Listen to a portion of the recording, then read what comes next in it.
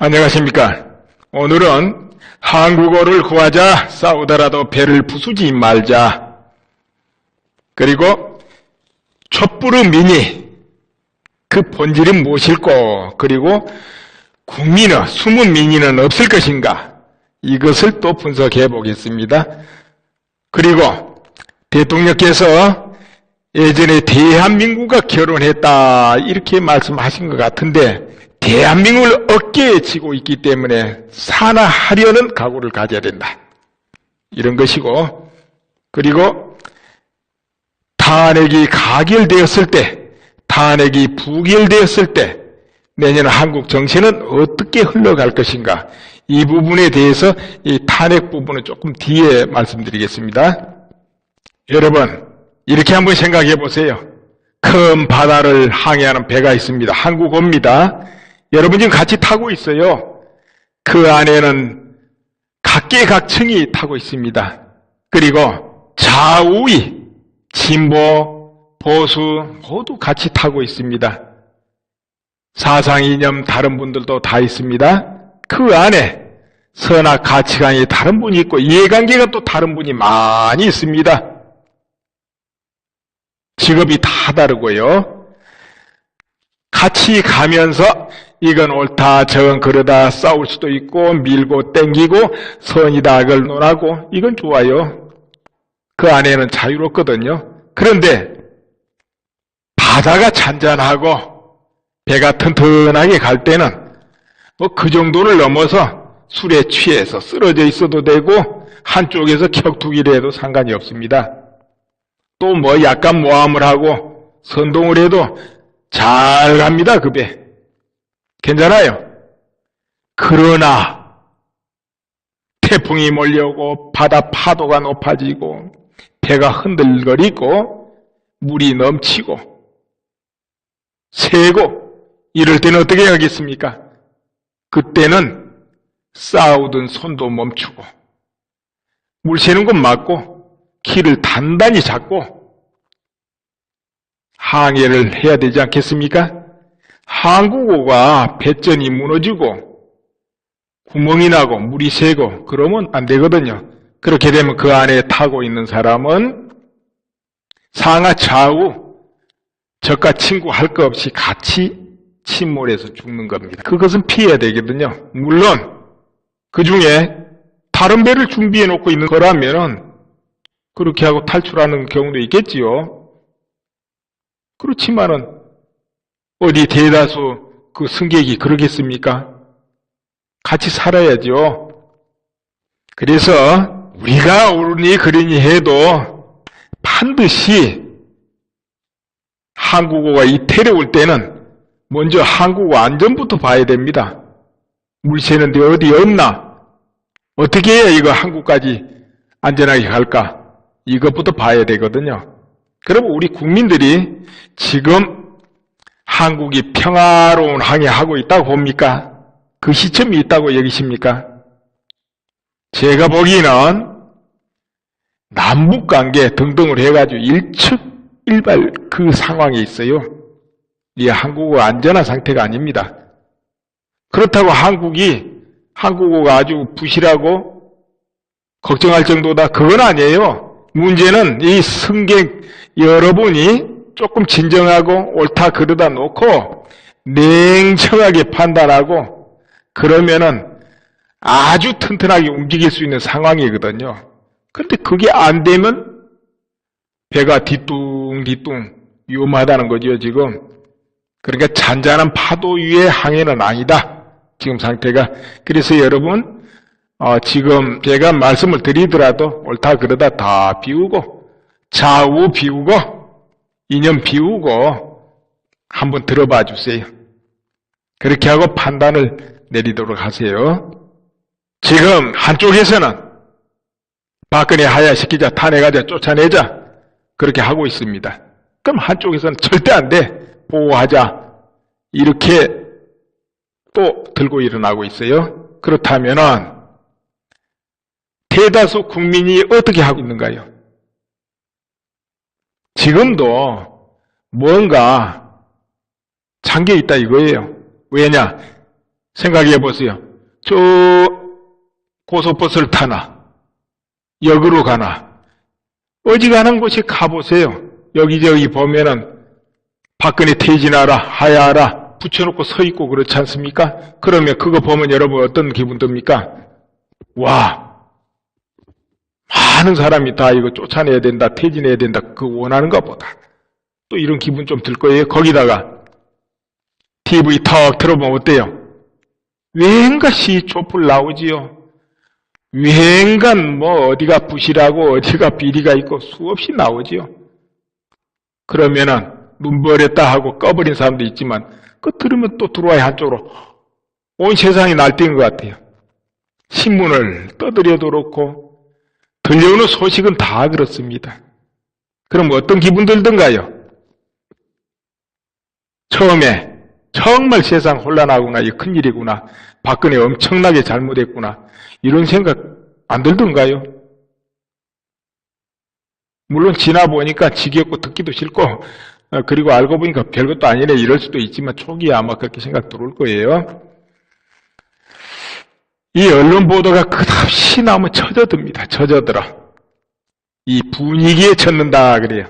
어때요? 친구끼리 딱 모였습니다. 큰 분위기 화기애애하고 막 웃음꽃이 만발하면 어떻습니까? 자기도 모르게 별거 아닌 걸로 같이 웃어지잖아요. 이 웃음도 전염된다 그래요. 그렇죠? 슬픔도 전염, 분위기에 전염됩니다. 그럼 한국인 전체도 분위기에 전염될 수 있어요. 분위기에. 국가적인 분위기. 이 분위기 전염 굉장한 거예요. 저 히틀러가 독일 국민을 연설로 광부시키고 어느 한쪽으로 폭발시킬 때 수많은 청년들이 여러와 같이 환영하고 받들고 추종했습니다. 그렇게 만들었어요.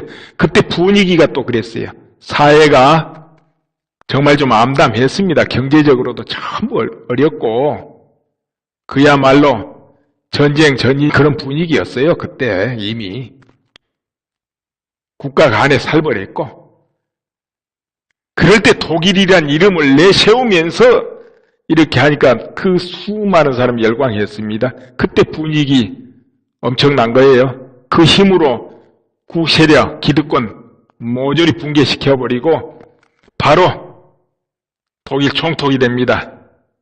곧 민이란 이름으로 정권을 손아귀에 넣은 겁니다. 이런 사태가 종종 많이 있습니다. 프랑스 혁명, 루이 16세? 그때 프랑스 혁명이 일어나죠. 그런 경우. 또 공산혁명, 공산주의 물결이 전 세계 휩쓸면서 세계 반이 공산화됐습니다. 그때 그 굉장한 열이 모든 혁명이나 반란이나 어떤 바탕에는 누가 움직이냐면 젊은 층이 움직이는 겁니다. 왜? 젊은 층은 감수성도 굉장히 빠르고 분위기 전염도 강하고 또 행동으로 움직여요. 약간 나이가 많아져 버리면 그렇게 잘 안 됩니다. 안 될 뿐만 아니라 행동으로 잘 안 나서고 찬찬히 지켜보는 것이 몸에 배 있어요. 그래서 보통 선동하기도 쉽지는 않죠. 아무튼 이렇게 해서 혁명을 이끈 경우가 전 세계 역사에 많이 있고 무력으로 뒤엎는 경우 있습니다. 국가 기반을 뒤흔들어 버리는 거지. 헌법이고 뭐고 모조리 깨부시고 무력으로 뒤엎어버리는 겁니다. 지금 촛불 시위는 민이다. 우리 국민의 뜻이다. 국민의 뜻인데 이 민의가 과연 국민 전체를 대변하느냐? 어떻게 그럴 수도 있지만 이 민의는 숨어있는 민의도 있어요. 드러내지 않는 민의. 원래 특히 보수층은 다 그렇죠. 잘 표현을 안 해요. 안 드러내고. 그리고 사회생활하면 직장 다니고 사업하고 경영하고 다들 바쁘고 생업에 쫓깁니다. 일도 많아요. 그러다가 보니까 마음에 있어도 표현을 할 기회도 없고 나서지는 않아요. 막 나서서 잘 안 해집니다. 나선다 할 때는 정말 박쳐서 나서는 거예요. 그러나 전에 우리가 지금 몇 년 전부터 보지만은 토요일마다 하는 시 있잖아요. 그건 여참은 오지 않습니까? 뭐 노조 이래서 온다 저래서 온다 하면서 늘 한 걸 우리가 봐왔습니다. 그때 보면 어떻습니까? 버스 수없이 대절해서 그냥 확 풀어놓지 않습니까? 그건 왜 그렇게 됩니까? 자금이 있고 직장 전체에서 그렇게 나올 수가 있어요. 여유가 있어요. 일 중지하고. 그러나 일반 시민들은 그게 안 됩니다. 전부 깨알같이 흩어져 있어요. 마음이 있어도 누가 딱 중심 잡아주는 사람도 없지 않습니까? 그래서 자기 표현 안 나옵니다. 여론조사 전화 와도 끊어버리가 안 돼요. 표현 안 해요. 그게 바로 숨은 민이에요. 그렇기 때문에 여론조사로 숨은 민의가 잡히고 그러지 않아요. 원래 목소리 큰 사람 막 떠들면 그게 전부 대표하는 것 같지만 그건 아니에요. 보통 그 표현은 이제 선거할 때 나오지요. 그리고 그게 바칠 때 나오고 막 그렇습니다. 그래서 촛불 민의만 꼭 민의겠냐? 숨은 민의도 있다. 다만 숨은 민의는 표현을 잘 안 한다는 거. 그러나 그것도 때가 되면 표현을 하게 되죠. 그때는 거대하게 몰아치죠. 그렇기 때문에 어떤 민의로 무엇을 너무 강압하고 그러는 건 안 맞는다 이거죠. 그리고 대통령이 대한민국과 결혼했다 그랬는데 대통령 지금 너무 중요합니다. 박근혜 대통령이 정치를 잘하고 정말로 국가에 대해서 무엇을 큰 공적을 남기고 아니면 자기를 밀어주고 뽑아준 지지 세력한테 어떤 보훈을 하고 그래서 박근혜 대통령을 지지합니까? 여러분 지금 박근혜 대통령을 지켜자 하는 분도 있을 거고 쫓아내자 하는 분도 있을 텐데 어떻습니까? 박근혜 대통령 이뻐서 지지합니까?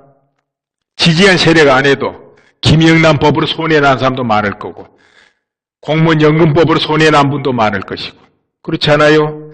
담배 피우신 분들 담배값 올려서 화나 죽겠다는 사람도 있을 것이고 박근혜 대통령이요? 역대 정권은 건들지 않은 걸 많이 통과시켰잖아요. 왜 안 건드렸겠습니까? 너무 여러 사람이 걸려 있으니까. 수십만, 백만이 걸려 있는 거라 함부로 손을 안 댔어요. 누구든지 자기 손해난 거 싫어하거든요. 공무원인데 연금 반토막 준다 해보세요. 누가 좋아하겠습니까? 그래서 역대 정권 손 못 댔어요.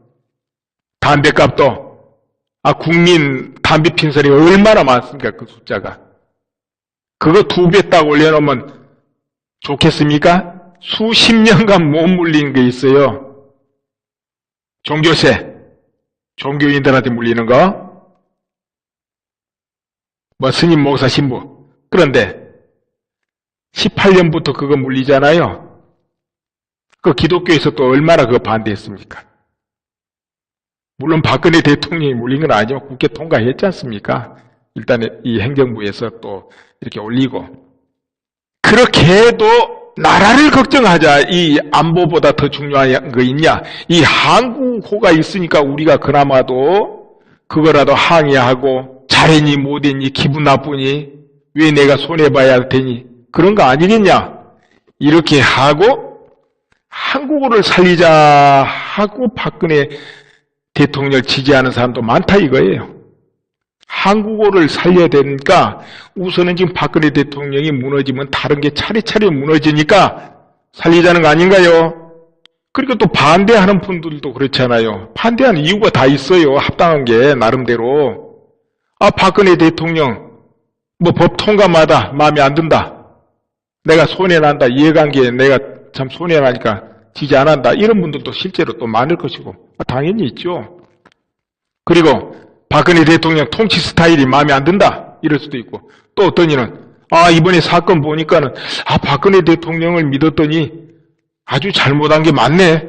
이리 가지고 또 반대하는 분도 많을 것이고 언론기관 이해관계 때문에 또 반대하는 언론기관도 있을 것이고 국회의원들도 자기 이해관계하고 배치되기 때문에 대통령 반대하는 분들도 많을 것이고 또 그렇지 않은데 지역민이 막 들고 일어나서 박근혜 안 돼 하니까 또 같이 따라가는 이도 있고, 어떤 분은 TV 보고 신문 보니까 막 촛불시 굉장하고 길거리 가니까 막 붙여놓고 온 나라가 뒤집어진 것 같고 온 나라 사람이 다 박근혜 나쁘다 하는 것 같고 그러니까 나도 모르게 그 분위기에 젖어가지고 박근혜 안 돼 이러고 있는 분들이 있을 거예요.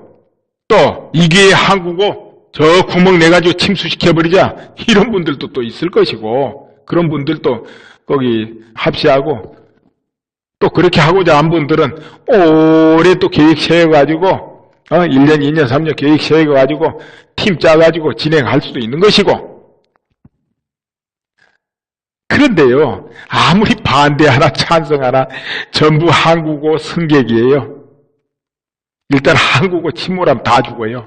살 사람 별로 없어요. 그러니까 설령 한국어 빵꾸 내고 저쪽에 큰 배 대기시켜놓고 있는 분들이라도 별로 많이 살 사람이 없어요. 그래서 한국어를 살려야 된다 이런 것을 이제 좀 냉정하게 살펴봐야 된다는 것이고 대통령은 이 한국어 선장으로 책임이 커요. 이 사태를 만든 것도 뭐 박근혜 대통령 책임이 크죠. 어찌됐든 그러면은 철저하게 책임을 지고 한국과 운명을 같이 한다 그 자체로 나가야 된다 이거지. 나약해서는 안 된다. 이런 이야기고 그리고 억울한 부분이 있고 이것이 법의 테두리를 벗어나서 초법적으로 나간다 싶으면 제동도 걸고 국민하고 대화를 해가지고 국민 간담회를 해가지고 철저히 국민 앞에 이건 아니다 반격하고 이렇게 되는데 밑에 이 조사해보니까 이런 것도 있더라. 모두가 이렇게 모여서 공격하는데 여기 숨어있는 사유가 있다. 또 그런 걸 밝힐 수 있는 정보가 있으면 내놓고 오보라든지 선동이라든지 날조라든지 분명히 탁탁 지적할 건 하고 강한 모습을 보여줘야 우리나라 사람 특히 야간 사람 안 좋아합니다. 강한 것 추종하는 성질이 있어요. 강해야 딱 뭉치고 추종합니다. 물론 반대한 사람은 또 반대하겠지만 선장이 싸우는 모습을 보여줘야 추종사자도 같이 싸우는 것이요. 근데 장군이 비겁하면 누가 싸워요? 다 도망가 버리지. 전 그거 안 되면은 뭐 할 수 없는 것이고요. 멘탈이 야가다 하면 어쩔 수 없지요. 지금 우리 대통령 부군이 참 혼자서 아무리 그렇게 애를 써도 정말 그 주변에서 좀 받쳐주고 국민이 나서서 대통령을 보호하려는 국민이 없다. 없으면 어떻게 합니까? 대통령인들 할 수가 없죠. 그때는 하야 아니라 탄핵할 수 없고 뭐 내려놓는 수밖에 없죠. 그러나 일단은 대통령의 강한 모습을 보여줘야 국민이 같이 나서서 보호하고 그런다 그 말이에요. 예를 들어서 탄핵이 실패했다. 그러면은 홍역시가 나와가지고 까지 지금 막 청와대 담을 넘어간다 가정해 봅시다. 그러지는 않겠죠. 다 선량한 우리 국민들인데 또 한국어를 타고 있는데 그래도 넘어간다 가정 한번 해보세요. 넘어갑니다 지금. 그거 뭘로 막을 거예요? 수없이 넘어오는데. 그러면은 그냥 법대로 막 발표한다? 그거 쉬울까요? 군인들이 또 국민민인데 물론 애국적이고 군정신 그대로 정해진 규범 그대로 명령대로 이렇게 한다면은 또 못할 건 없겠지만 그런 정신 야기해 보세요. 이거 민이고 뭐 어쩌고 그거 되겠나요? 그럼 뚫려버리겠죠. 그래서 제일 처음 우리가 막는 거는 누가 합니까? 국민이 하는 거죠. 그 다음에 뭐가 합니까? 경찰이 하는 거죠. 종로 경찰서 굉장히 중요하겠네요. 그렇죠? 거기가 총 담당이니까. 그럼 거기에 지휘부 책임자들, 사가 간부들, 이분들의 사고 정신 이게 굉장히 또 중요 안 하겠습니까? 그리고 청와대를 지키는 경호대, 또 청와대를 지키는 경비대, 이런 경우도 모두 한마음이거든요. 어떤 정신이 중요한 거거든요. 그 다음에 뭐 여차여차해가지고 이건 우스개로 생각하세요. 여차하면 뭐 헬리콥터 타고 뭐 저쪽에 계룡대라도 간다 치세요. 그리고 뭐 계엄령 선포한다. 그러면은 그 계엄령 선포하면 처음 움직이는 부대가 아마 수도방위사령부 그쪽이겠죠? 그러면은 정말 군정신 그대로 있고 명령이 죽고 명령이 산다? 애국심이 투철하다? 그렇다면 모르겠지만 민이나 정신 기울이고 일이 눈치 보고 그러면은 움직여지겠습니까? 상하 지휘관들이 그렇다면. 그래서 이제 보통 어느 나라가 됐거나 정말로 그런 이제 무력 부분은 정말 자기 신복들 믿을 수 있는 사람들, 그리고 책임감이 강하고 불구루 정신을 가지고 주변 사태에 흔들리지 않고 용기가 있고 대범한 사람들을 임명하는 거 아니겠습니까? 그래야 믿을 수 있죠. 아무나 갖다 임명해 놓으면 명령 따르겠습니까? 안 따르죠. 아무튼 이 모든 사태에도 누가 진정시킬 수 있냐? 결국은 또 국민이 진정시킬 수 있는 겁니다. 국민이. 그렇죠? 그렇기 때문에 우리 한국어에 타고 있는 국민들이 일단 옳다 그러다 조금 놓고 냉정하게 어떤 것이 한국을 위한 길인가 하고 이렇게 살펴보면 좋을 것 같습니다. 특히 언론, 검찰, 국회, 걔가 엄청나게 강력한데요. 결국은 국회에서 탄핵을 하든 안 하든 모든 책임은 이제 국회에서 집니다. 앞으로는 어차피 무슨 법안을 통과시키든 강요 인준을 해주든 안 해주든 전부 이제 국회 책임이에요. 철저하게 내년부터 국회로 책임 돌아갈 겁니다. 그렇기 때문에 정말 국회의원분들도 한국의 정말 주요 인사들이기 때문에 실제로 잘 돌아봐야 될 겁니다. 진정한 민의가 뭘까 하고. 그리고 내년에 어떻게 될까 하고. 박근혜 좋아서 지지 안 해도 돼요. 한국을 위해서 어느 길이 좋은가를 봐야 돼요. 반드시 한국은 한국만 보면 안 됩니다. 북한하고 연결시켜가지고 사태를 파악해야 돼요. 모두. 북한하고 연결시켜서 사태를 파악하라. 그래야 된다고 봅니다. 예를 들어서 배를 몰아갈 때 태풍이 몰려오고 지금 폭우가 이래서 파도가 막 산더미같이 일어나면 그 파도하고 같이 보면서 배를 몰아야지요. 그 파도 상관 안 하고 배 몰면 되겠습니까? 방향 판단을 그걸로 해야지. 그래서 한국어가 안전하냐 안 안전하냐는 남과 북과 모든 사태를 연결해가지고 파악을 해야 돼요. 특히 지금 모든 결정권을 가진 분들은 그렇게 해야 됩니다. 이거는 이념과 좌우, 진보, 보수를 떠나서 그래야 됩니다. 특히 지금 젊은 층들 있죠? 젊은 분들은 지금 원래 좀 감수성이 있고 용기도 있고 행동력이 있어요.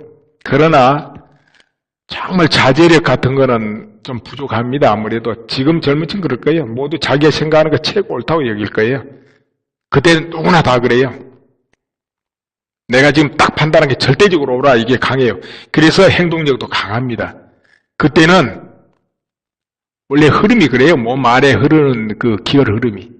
그런데 거기서 한 행동은 모두 나중에 국가 운명이 돼가지고 자기가 평생 늙어갈 때까지 따라옵니다. 그래서 정말 신중하게 해야 돼요. 그래서 한국어는 어디로 가는가 하고 살피고 남과 북과 모든 그 주변 정세, 중국, 미국, 일본 이 전체 테두리를 봐서 한국어가 사는 길을 찾아봐야 됩니다.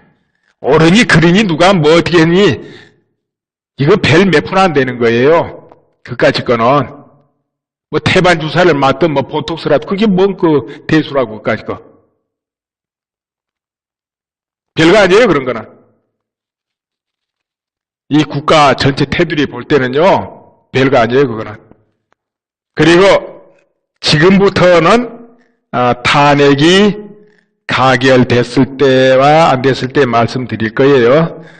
그런데 제가 저번에 올려놓은 거는 모두 우리 한국이 때법에 의지하지 않고 초법적인 상태에 들어가지 않고 어디까지나 헌법의 기초에서 움직일 때에 대해서 말씀드려놨어요. 아무튼 정말 이 숨은 민의도 좀 드러나고 여론조사도 지금처럼 하는 거 그런 거는 하지 말고 이렇게 제대로 국민들도 뜻을 표하고 바로 잡아야 됩니다. 가만히 있다고 해서 이거 되는 일이 아니에요. 그리고 내가 여기서 꼭 하나 말씀드릴 게 생각났네. 지금 인터넷이고 댓글이고 모두 보면요, 막 욕 천지고 막 그러잖아요. 그런데 청와대 게시판에 실명을 올리는데 보면은 그렇지 않더라고요. 또 각 사이트, 카페 조금 크고 많이는 모이는 곳에는 북한 사이버 전사 놀이터입니다. 끝없이 들어와서 댓글 달고 모든 분위기를 뒤집어요. 그런데 정말 묘하지요. 그게 굉장히 중요한 건데 그것을 왜 한국에서 이 사이버 담당자들이 그걸 왜 못 막느냐 그거죠. 모두 한국 그 여론을 교란시키는데 그 여파가 얼마나 큰지 몰라요. 특히 인터넷 많이 하는 층이 자기도 모르게 젖어요 거기에. 근데 한 15년 전인가요? 그때도 많이 들어왔어요. 들어왔는데 그때는 표가 팍팍 났습니다. 언어 자체의 구사가 한국 사람 달랐기 때문에. 뭐 친일파 부역자하고 무슨 이상한 언어를 좀 쓰다 보니까 많이 들통났는데요. 요즘에는 얼마나 숙달이 됐는지 전혀 구분이 안 되게 언어를 사용합니다. 굉장히 많이 들어와요. 그리고 추천수 막 조작하고. 근데 이게 없는 곳이 없어요. 수천 명이 밤낮으로 매달려 있으니까. 근데 왜 그걸 안 막느냐 이거예요. 그거는 일종의 전쟁하는 개념에서 막아야 되는데. 작년인가요? 그 무슨 영화입니까? 김정은 살해당하는 영화가 하나 있었죠? 그래가지고 북한에서 굉장히 항의를 했죠. 미국에. 그리고 그 영화사 해킹했던가? 그렇게 알려졌죠. 그래서 미국에서 거기에 대해서 가만두지 않겠다 이렇게 됐죠. 미국은 대형 사이트 이런 데 해킹 당하면 반드시 정부에서 나서더라고요, 보니까. 거기에 대해서. 그래가지고 뭔 일이 있었느냐. 그 뒤로 일주일 동안 한국의 모든 앱사이트, 네이버 댓글란, 다음 댓글란 어디라도 깨끗했습니다. 그때 무슨 일이 있었느냐면 북한에 중국에서 활동하거든요. 그 회선이 막혀져 버린 거예요. 그러니까 미국에서는 자기들 안 했다 그랬어요. 그래가지고 일주일 동안 너무 깨끗했어요. 제가 인터넷을 하도 오래 봐가지고 피부로 느껴요. 그 뒤에도 한번 며칠인가 막힌 적이 있었어요. 그때도 뭘 해킹을 했다나 이래가지고 두들겨 막았는데 이게 막기가 쉽지는 않죠. 중국 말고는 러시아 쪽으로도 들어오기도 하고 여러 군데 들어오니까. 그러나 주로 중국 북부에서 들어오죠. 그리고 또 일반 홈페이지 운영자들은 중국 쪽에 해킹이 실제로 많이 들어오기 때문에 중국인들 들어올 일 없으면 중국 전체 IP 차단해버리면 됩니다. 러시아하고. 그런 거 인터넷 찾아보면 다 있어요. 전체를 단 글자 몇 글자로 차단해버린 방법. IP 숫자가 굉장히 많기 때문에 그렇게 하셔야 돼요. 이제 탄핵 이야기 해보겠습니다. 아무튼 박근혜 대통령이 멘탈이 어떨지 이제 지켜봐야 되겠고요. 대통령께서 탄핵하면 탄핵을 받아들이겠다 그렇게 말씀하신 것 같은데 우리 국회의원님들이 탄핵을 가결시킬까요? 여러분 어떻게 생각이 듭니까? 아무튼 이번에 무기명이라죠. 무기명 투표 누가 찬성했는지 반대했는지 기권했는지 모르게 되겠죠. 조금 편하게 하겠네요. 탄핵에 찬성했다 이러면은 그야말로 다음에 국민들이 휙 역풍으로 전환했을 때는 그야말로 설 자리가 없게 되겠죠. 물론 선거가 많이 남았어요. 그래도 다 그런 거 기록에 남고 저장해 놓지 않겠어요? 그래 놓고 그쯤 되면은 수없이 돌아다닐 거예요. 또 이 사태가 컸기 때문에 많은 사람이 기억해 놓을 거예요. 그러니까 그런 것도 좀 걸리겠죠. 그리고 또 한편으로 탄핵을 찬성 안 했다. 그러면 또 지금 왜 찬성 안 했냐고 얼마나 또 항의를 받고 몰려 올 거다. 이거 겁내는 분도 많겠죠. 그런데 이렇게 해도 욕먹고 저렇게 해도 욕을 먹을 바에는 국회의원분들 냉정하게 자기 체면 자존심 살리고 정확하게 투표하셔야죠.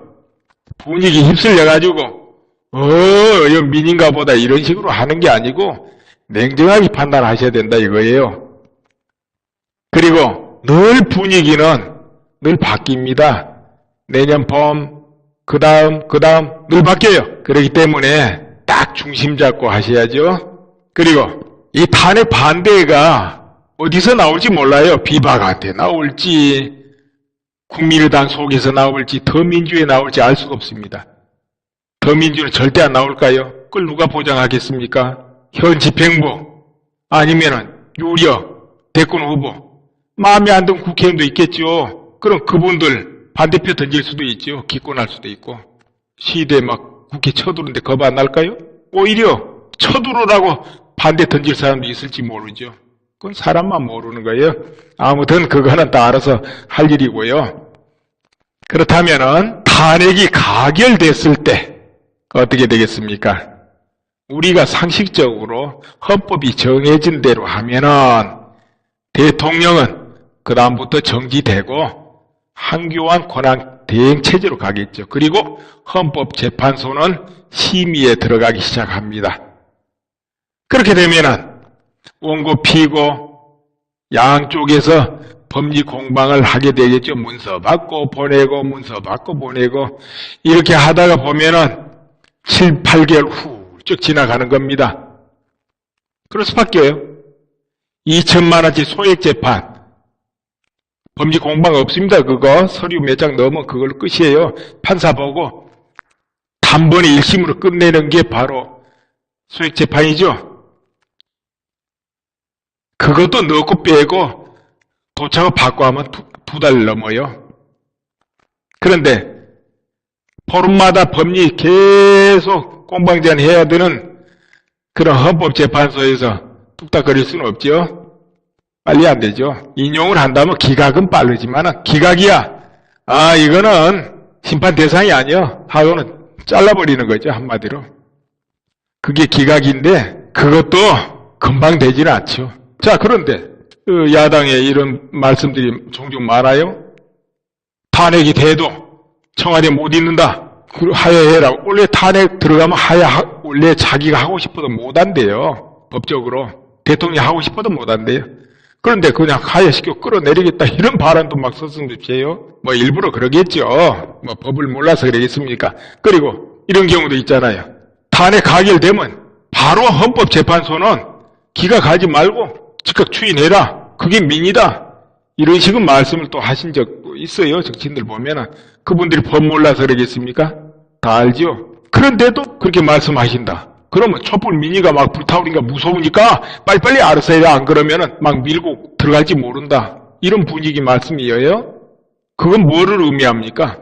그 헌법 위에 있는 거죠. 곧 헌법재판소는 무의미한 거죠. 그렇게 되면.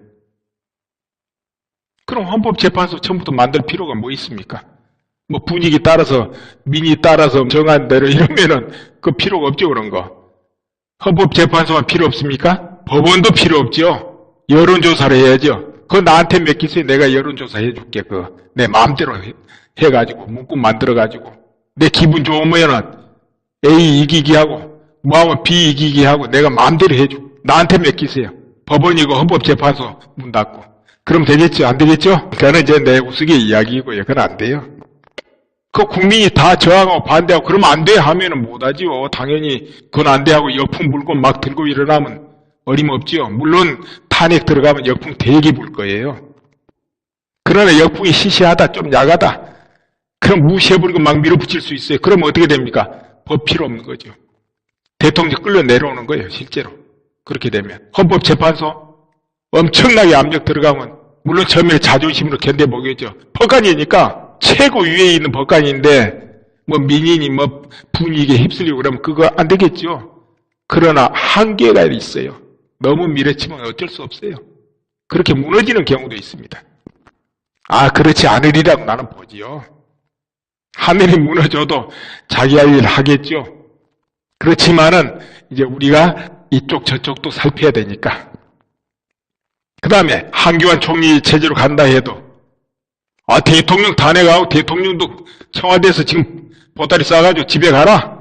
막 분위기 그러고 안 그러면 어떻게 하겠다 하고 한교안 체제도 막 눌러 제끼고 이런 일이 일어난다 아니할 수 있습니까? 초법적으로. 그건 이미 혁명적인 단계예요. 그렇게 실제로 되면은. 내가 아까 혁명적인 단계 두 가지 이야기했죠. 민이란 이름으로 하는 거, 군대가 무력으로 하는 거. 그럴 수가 있다 이거죠. 물론 다들 한국어를 위해서 그렇게 안 하고 다 그냥 말씀은 그렇게 하지만은 말씀하고 달리 움직이리라고 봐요. 또 그렇게 해야 되지 않겠습니까? 그리고 이제 한교안 그 총리도 제가 볼 땐 만만한 분은 아니에요. 보기는 이렇게 점잖하고 순하게 젠틀한데 그분이 만만한 분은 아니에요. 내면은 강해요 또. 아무튼 박근혜 대통령 탄핵 당할 만한 당하고 잘못이 있으면 또 감수해야 되겠지요. 그런데 이 초법적으로 하는 건 안 되지 않냐 이거죠. 다 헌법을 지켜가면서 하셔야 된다는 거죠. 그렇게 봅니다. 그리고 탄핵이 돼가지고 국민 저항이 역풍이 불고 정말 만만치 않다 할 때는 한교안 체제, 헌법재판소 전부 안정되게 진행이 된다고 봅니다. 근데 그게 좀 저항이 좀 야하다 할 때는 정말로 초법적으로 그런 일이 없으란 법이 없어요. 그럼 그렇게 되면 대통령 선거, 재선거 해야죠. 그렇지 않습니까? 국민이 안 나서는데 어쩔 수 있습니까? 그럼 재선거 들어가는 겁니다. 어떨 것 같습니까? 나는 역풍 때문에 오히려 새누리가 딱 정립하고 있으면 새누리 쪽에서 특히 애국적인 사람, 굳건한 사람, 책임감 큰 사람, 대범한 사람, 어떤 분이 제대로 나오면 거기서 대권을 가져간다. 나는 그렇게 봐줘요. 그때 반드시 역풍이 분다고 나는 봅니다. 저항이 야하든 어쩌든.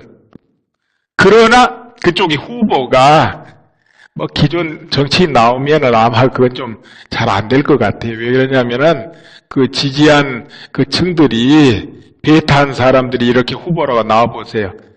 아이고 그 시간에 잠이라자 해버리면 갈라지잖아요 표가. 그러면은 떨어지는 거예요. 그럴 수도 있어요. 그래서 그 밑에 당이 제대로 정립돼야 된다는 거죠. 지금 현재 비박이다 친박이다 이러고 있는데 그 제대로 좀 정화가 돼야 된다는 거죠. 그래야 지지자가 열성으로 가서 찍지요. 그런 문제가 있습니다. 그리고 국민저항이 상당하다 이러면 어떻게 되느냐. 그렇게 무리하게 해가지고 현행법으로 대통령 선거 이렇게는 안 갈 거고 한교안 체제라든가 이런 걸 딱 어느 정도 묵인하면서 개헌으로 갈 것 같아요. 개헌. 국회가 의논해가지고 또 비박도 아마 탄핵 참가한다는 게 개헌을 목표로 한 거 아니겠습니까? 어느 정도 다 이야기에 좀 맞춰져 있을 것 같은데요. 그럼 개헌으로 이제 그때는 가는 거예요. 개헌은 조금 시간이 더 걸리지 않습니까? 정말 국민 저항이 크고 역풍이 크고 국회를 해산하자 이 정도로 강력하게 일어나면은 그때는 개헌을 해도 이원 집정제가 아니고 대통령 중임제로 개헌을 하지 않을까 싶네요. 그러나 그렇지 않다면은 분위기 지금처럼 싸하면은 이원 집정제 하는 거죠.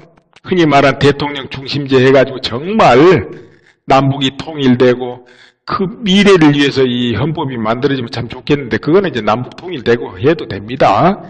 그런데 우선 이원 집정제 되기가 쉬워요. 왜? 국회가 지금 워낙 제왕적이다 보니까 국회 유리하게 할 수밖에 없어요. 이원 집정제. 이원 집정제 아시죠? 대통령은 군 통수권, 외교권만 가지. 국회에서 총리 뽑아서 내정을 다스리고 그렇게 하는 게 이원 집정제죠. 대통령 이제 권한이 막 완전히 깎이는 거죠. 그럼 이제 국회 권한은 그만큼 강해지는 게 이원 집정제입니다. 그걸로 가겠죠. 여야 합의하면 되잖아요. 그렇다면 이원 집정제 국민이 받을까요?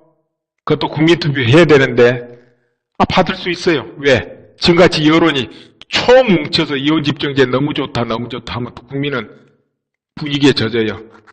그리고 야당의 대권이 넘어가는 것보다는 그래도 분산시키는 이혼집정제가 낫지 않냐 이렇게 생각할 수 있는 이 보수층이 있습니다. 그러면 그들은 이혼집정제를 차라리 받자 이렇게 할 수가 있는 거예요. 권한이 좀 더 강한 현행법에 의해서 대통령이 야당으로 넘어간 것보다는 그게 안 낫겠나 이렇게 판단할 수도 있다 이런 이야기입니다. 여러분은 어떻게 생각해요? 근데 이혼집정제 하면 그럼 어떡할 거예요? 이혼집정제로 투표를 하면은 그때는 국회 전부 해산하고 다시 뽑습니다. 대통령과 같이. 그때도 역풍이 작용해서 탄핵에 참가하기는 어려울 거예요. 그리고 새누리 쪽이 다수당 되기가 또 쉬워요. 그때도. 내년 분위기는 많이 달라질 거예요. 점점. 지금하고는 달라질 거예요. 내년은. 제가 볼 때는 이 분위기가 역풍이 본격적으로 나오고 이렇게 되려면 1월부터 쳐요. 1월 한 중순 넘어서부터요. 그래도 탄핵이 되면은 바로 역풍이 불기 시작할 거예요. 이제 그런 거는 그렇게 되리라 보고 또 내년에 가면은 트럼프 취임을 해가지고 본격적으로 한미일, 한중미 뭐 이렇게 한국, 북한, 미국 이것이 본격적으로 판이 벌어집니다. 정말 중차대한 판이 내년에 벌어지리라 봐요. 남북 간에도 정말 남과 북의 생사를 결정할 판들이 내년에 시작된다 이거예요. 정말 2, 3년 안에 누가 갑이 되고 을이 되냐가 결정되는 그 첫 해가 내년이다 이거죠. 그때는 그냥 평화의 그게 아니고 정말 중차대한 그 시점이 다가온다 봅니다. 그렇기 때문에 우리 국민도 이제 안보에 대해서 각성을 할 거예요 그때는. 그러다 보니까는 분위기가 많이 달라질 거예요. 왜냐하면은 어떤 사람이 대권 잡느냐는 너무너무 중요하거든요. 내년에 가서. 또 그것도 그런 거 되기 전에 판도가 지금하고는 많이 달라진다는 거죠. 지금 내부적으로 보다는 외부에 의해서 많이 달라질 것 같아요. 내년에는. 그렇게 보고 있습니다. 그럼 탄핵이 부결됐을 때는 어떨까요? 부결. 탄핵이 부결된다고 해서 금방 뭐 어떻게 안정되고 그런 건 없겠죠. 탄핵 부결도 돼 여전히 촛불시 자칫하면 또 폭력가 될 수도 있어요.